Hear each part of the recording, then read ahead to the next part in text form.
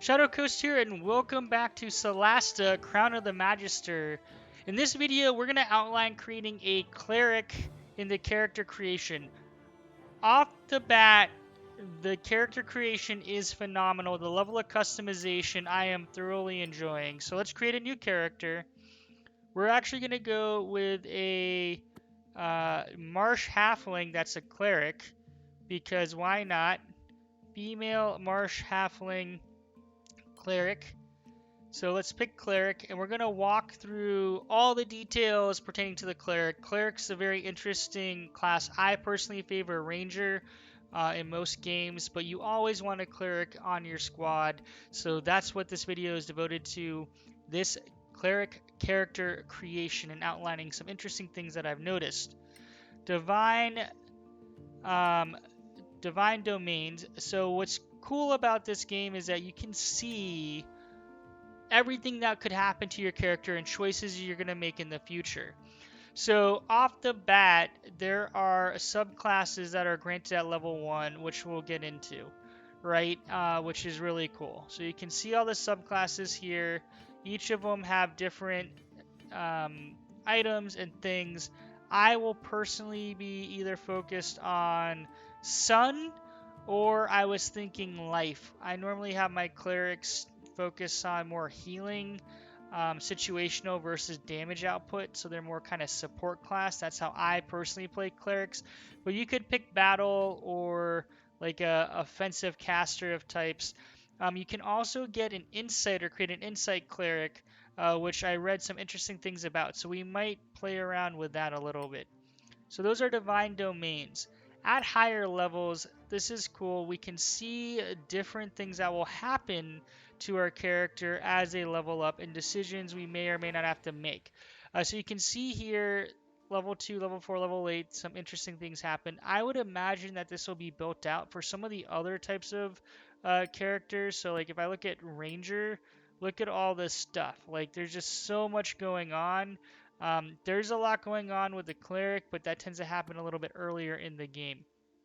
And I actually want to outline one thing real quick here. For Insight, we can actually get, where is it?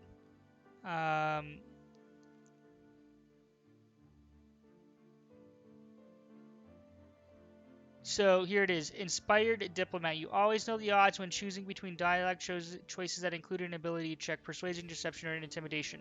This is super helpful because now we know what odds are between dialogue choices. So I don't think other people have that. I've been playing around with character creation and I have not noticed that. So we actually might go with Insight just for that ability alone that you get at level 1. Now, moving on, I absolutely love this about this game. You can impact your starting equipment or preferred equipment options. So we could go, switch between items. I'm not sure why it's not letting me pick the Warhammer. I don't know if that's a bug or not. So you can go mail versus leather. Obviously, we're going to want to be mail, a little tanky. We can pick light crossbow or club. So this is kind of our secondary weapon. We're going to pick crossbow. You also pick between packs. Now these have confused me at length because I don't know why you'd ever pick the Explorer's pack. It just kind of sucks in comparison. So that's really cool that you can pick their kind of equipment. Now this is a pretty big decision. The deity decision will impact a lot of different items. So selected divine domain, you can see here Arun has these 4, Enar has these 2, Merrick has these 2, and Pakari has these 2. So we're actually going to go with the Insight, which is Pakari, the goddess of law and knowledge and patron of judges and lawyers. And you can see there we can't get Insight from anyone else, so we're going to pick that. And we can see what Insight does for us. So we can see this, or channel divinity to see the immediate future and dodge your enemy's attacks better. For 1 minute, the first attack except shove made against you after your turn suffers disadvantage. And then we can detect traps and other cool stuff. But we really want Inspired Diplomat, which looks pretty cool to me. This is nice because we can pick our backgrounds, which you can synergize or kind of diversify in general. I would say normally we'd go with philosopher or academic. I'm going to pick academic and go lawfulness and pragmatism. We're going to stick with neutral good so our team kind of aligns. And we're going to pick kindness and altruism. Kindness is flowing through all my characters, or so I hope. Now, ability scores, point systems. We can do kind of dice rolls, point buy system, which is cool. I personally like to click to optimize because it just automatically goes to where it needs to. And so this is super helpful. Unsurprisingly, wisdom is super important for a cleric.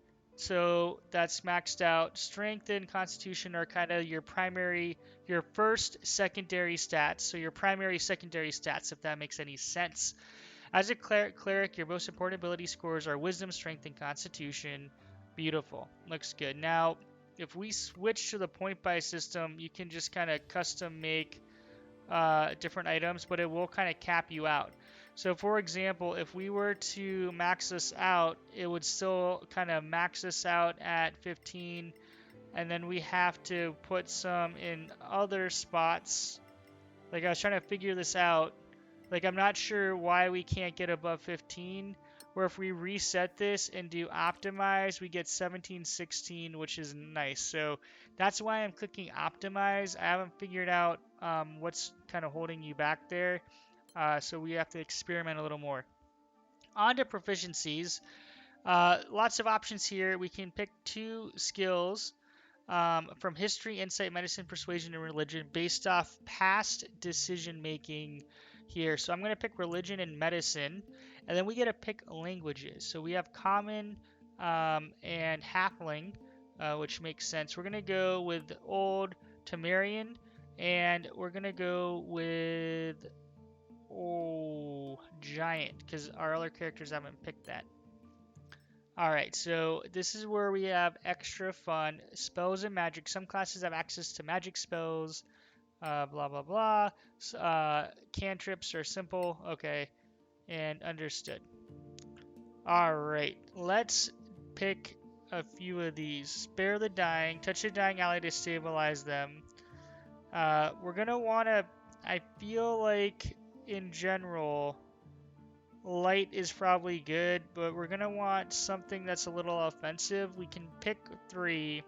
So I'm going to pick light as one, and guidance is hard. Like, I feel like spare the dying is actually going to be important because I have a feeling that we're going to have people that are down a lot.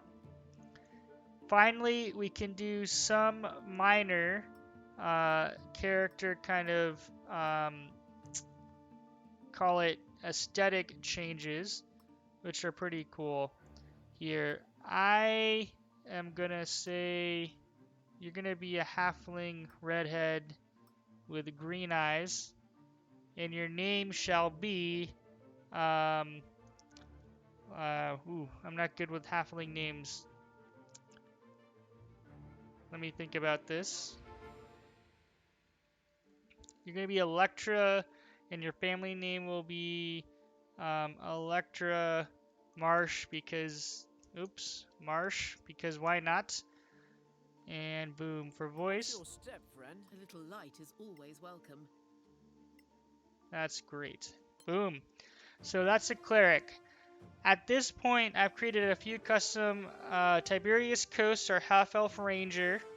We have Grimlet Grime, our snow dwarf philosopher paladin. And we have Electra Marsh, our Marsh Halfling Academic Cleric Insight. So I am pretty much almost ready to go.